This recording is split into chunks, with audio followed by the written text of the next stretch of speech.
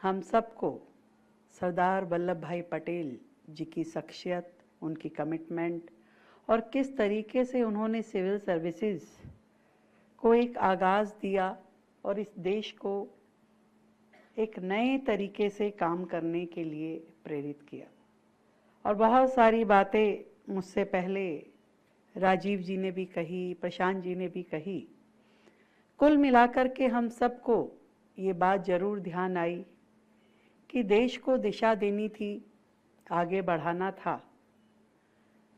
तो एक गाड़ी जिसमें देश आगे जाने वाला है, उसके स्टीयरिंग पे यदि सरकार बैठती है तो उसका एक बहुत ही इफ़ेक्टिव इंजन उस गाड़ी का हम कहें तो हमारे ये सभी सिविल सर्वेंट्स होते हैं, जिनके माध्यम से किसी भी काम को आगे लेके जाया जाता है, किसी भी विज़न को इम्प्लीमेंट किया जाता है।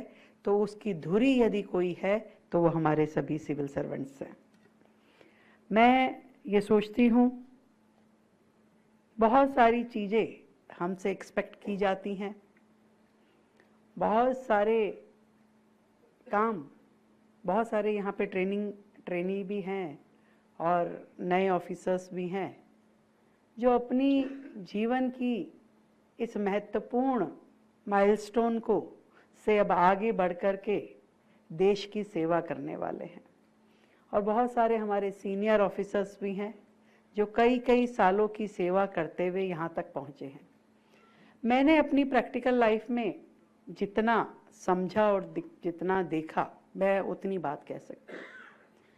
मुझे हमेशा ये लगता है कि हमारी डिग्री, हमारी एजुकेशन, हमारी ट्रेनिंग, ये सब कुछ हमें इक्विप तो करती हैं, हमें शस्त्र और अस्त्र तो देती हैं, परंतु उनका इस्तेमाल करना प्योरली आपकी मंशा पे डिपेंड करता है। आपकी अंदर कितना ऊर्जा है, आप कितना करना चाहते हैं, ये उस पर बहुत डिपेंड करता है। दो तरह के अधिकारी मैंने देखे हैं।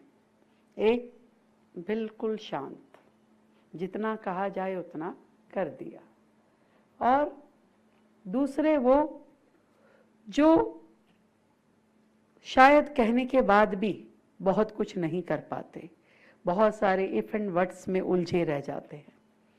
पर ये दोनों एक्सट्रीम पोजीशंस हैं। वो जो बिल्कुल शांत हैं, वो जो बिल्कुल खराब स्थिति में चीज़ों को सोचते हैं कि नहीं, बिल्कुल कुछ करने की आवश्यकता ही नहीं है।